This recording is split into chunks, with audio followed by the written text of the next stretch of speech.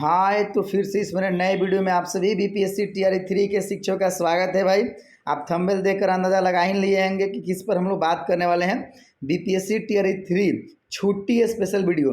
देखिए भाई, अभी आप लोग को 15 तारीख से ज्वाइनिंग करना है, लेकिन बहुत से ऐसे अभ्यर्थी हैं जिनके मन में छुट्टी को लेकर बात चल रहा है कि सर कौन कौन सा छुट्टी मिल सकता है, कौन कौन सा छुट्टी नहीं मिलेगा, पुरुषों को कितना, मेल टीचर को कितना छुट्टी मिलेगा, फीमेल को कितना छुट्टी मिलेगा, छुट्टी लेने का क्या प्रावधान है और इस साल आपको कुल कितनी छुट्टी मिल सकती है।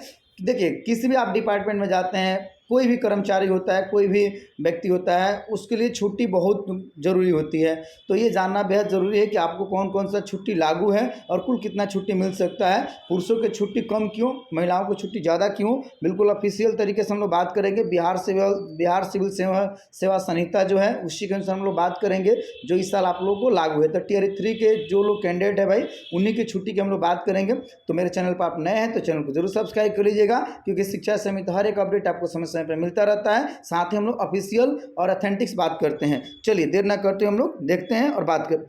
तो पहले हम लोग समझ लेते हैं कि छुट्टी कितने प्रकार का। ऐसे तो छुट्टी का बहुत प्रकार है, 10, 11, 12, 13 से ज़्यादा छुट्टी, मतलब 10, 11 प्रकार का छुट्टी है। मतलब जो आपको सब लागू नहीं है, ठीक है ना। क्योंकि अभी आप लोग का परीक्षा अवधि चलेगा, तो उस केस में जो जो छुट्टी लागू है उसी पर हम लोग बात करेंगे। पहला जो है आपका सीएल लागू है, जो कैजुअल लीव है, जो मेल फीमेल दोनों को मिलता है। अगला है आपको एसएल, जो कि आपको केवल महिला शिक्षकों को मिलता है। लेकिन महिला शिक्षकों में ये कंडीशन बिल्कुल नहीं है कि केवल जो मैरिड कैंडिडेट है उन्हीं को मिलेगा। मैरिड हो या अनमैरिड हो, सभी लोगों के लिए है। तो ये क्लियर है। मेल टीचर को सीएल मिलेगा एक, और फीमेल टीचर को सीएल के साथ साथ एसएल मिलेगा। दूसरा एक है आपका मध्य अवकाश। तो मध्य अवकाश भी लागू है, ठीक है।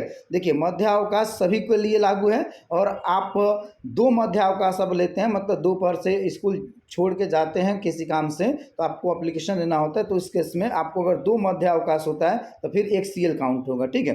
अगला बात कर लिया जाता है तो मातृत्व अवकाश है। कौन सा अवकाश है? मातृत्व अवकाश है। तो ये मातृत्व अवकाश महिला शिक्षकों के लिए है, जो कि लागू है भाई, ठीक है। आगे आपका है पितृत्व अवकाश। पितृत्व अवकाश ये भी आपका लागू है। तो हम मुख्य रूप से अगर बात किया जाए तो 5 प्रकार की टोटली जो छुट्टी है टीआरई 3 के कैंडिडेट के लिए लागू है। देखिए, इस संबंध में विभाग ने स्पष्ट पत्र भी निकाल दिया है, ये देख सकते हैं आप। कार्यालय जिला शिक्षा पदाधिकारी पूर्णिया स्थापना प्रशाखा प्रेषक जिला कार्यक्रम पदाधिकारी स्थापना सेवा में वहाँ के कैंडिडेट है प्रियंका कुमारी, बीपीएससी टीआरई 1 से चयनित है। देखिए, टीआरई 1 हो, टीआरई 2 हो, टीआरई 3 हो, सभी शिक्षकों के लिए, विद्यालय अध्यापक के शिक्षकों के लिए एक ही नियमावली है, चाहे वो विशिष्ट शिक्षक हो या फिर विद्यालय अध्यापक शिक्षक को। और देखिए, स्पष्ट कहा जा रहा है कि दिनांक 20 है चिकित्सा अवकाश स्वीकृति करने के संबंध में, मेडिकल अवकाश, ठीक है। देखिए, स्पष्ट यहाँ पर क्या बोला जा रहा है कि महा से उपयुक्त विषय आपके द्वारा दिनांक 22/7/2024 से 16/8/2024 तक कुल 26 दिनों का चिकित्सा अवकाश स्वीकृति हेतु आवेदन पत्र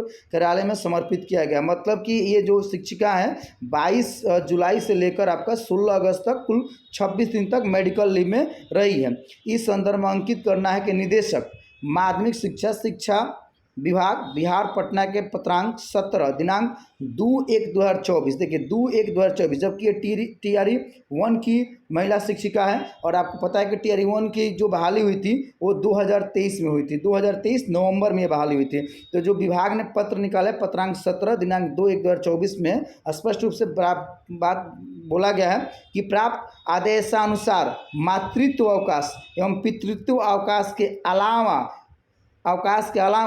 अन्य कोई अवकाश वर्तमान स्थिति में देय नहीं है। मतलब कि टीआरई 1, टीआरई 2, टीआरई 3 की कोई भी महिला शिक्षिका है या पुरुष शिक्षिका है, तो महिला शिक्षा के लिए तो मातृत्व अवकाश है, साथ ही जो पुरुष शिक्षक है उनके लिए भी मातृत्व अवकाश है। पुरुष शिक्षक के लिए कितना है? 15 दिन का है, 15 दिन का, ये क्लियर समझ लीजिए। जो महिला शिक्षक है उनका मातृत्व अवकाश कितना दिन का है भाई? उनका है 6 मंथ का, मतलब 180 दिन का है। ये लागू है, मतलब ये लागू है आपका। उपार्जित अवकाश का प्रावधान अद्यतन तक नहीं किया जाएगा। मतलब कि अभी आप जो भी उपार्जित अवकाश है, आपका चिकित्सा अवकाश है, या नो वर्क नो पेमेंट, या फिर अदेय अवकाश है, या मतलब जितने प्रकार का आपका अवकाश है वो आप पे अभी लागू नहीं होता है जब तक आप परीक्षा अवधि को समाप्त नहीं कर लेते हैं। पर अतएव उक्त परिस्थिति में आपका चिकित्सा अवकाश स्वीकृत किया जाना संभव नहीं है। मतलब स्पष्ट बोला गया है कि आपका चिकित्सा अवकाश को स्वीकृत नहीं किया सकता। यहाँ पर आप लेटर भी देख सकते हैं कि 9/5/2025 का ये लेटर है। स्पष्ट यहाँ पर ज्ञापांक भी पत्रांक भी दिया गया 1483। तो देखिए ये जो महिला शिक्षिका है इन्होंने विभाग को बिना बताए मेडिकल आवास लिया था, मतलब मेडिकल अवकाश लिया था, चिकित्सा अवकाश लिया था। चिकित्सा अवकाश इन्होंने लेकर और तब विभाग को ये जो यहाँ के डीओ हैं डीपीओ हैं उनको इन्होंने लेटर दिया था। तब देखिए इन्होंने 26 दिन का अवकाश तो स्वीकृत नहीं कराया है, अब ये लेटर दिए। तो इस केस में होगा क्या कि इनका जो पेमेंट है उसमें से कटौती की जाएगी और इसकी भरपाई की जाएगी, क्योंकि ये लीगली सही नहीं है। तो आप लोग इतना समझ लीजिए कि आप लोग को केवल और 5 प्रकार का छुट्टी मिल सकता है। फिर से मैं दोहरा दूं, सीएल है, आपका एसएल है और दूसरा आपका मध्य अवकाश है जो कि लागू है, और 2 और अवकाश है आपका मातृत्व अवकाश और पितृत्व अवकाश। ठीक है, तो ये आपका पूरा डिटेल्स था। अब हम लोग नए वीडियो में बात कर लेंगे कि आपका जो सीएल है इस साल टियर 3 के लोगों का जो फ्रेश कैंडिडेट है उनका कितना सीएल बन रहा है। जो पहले से कार्य शिक्षक हैं टियर 1 टियर 2 या पहले से नियोजित या विशिष्ट शिक्षक है उनका कुल कितना सीएल बनेगा और आप लोग को कब से सीएल मिलेगा। सीएल के साथ एसएल ले सकते हैं, कितना एसएल ले सकते हैं, पूरी डिटेल्स में इस पर वीडियो आ जाने वाला है। तो आप लोग अगले वीडियो का इंतजार कीजिए। बाकी किसी तरह का डाउट होता है तो जरूर कमेंट कर दीजिएगा। ओके, जय हिंद, जय बिहार।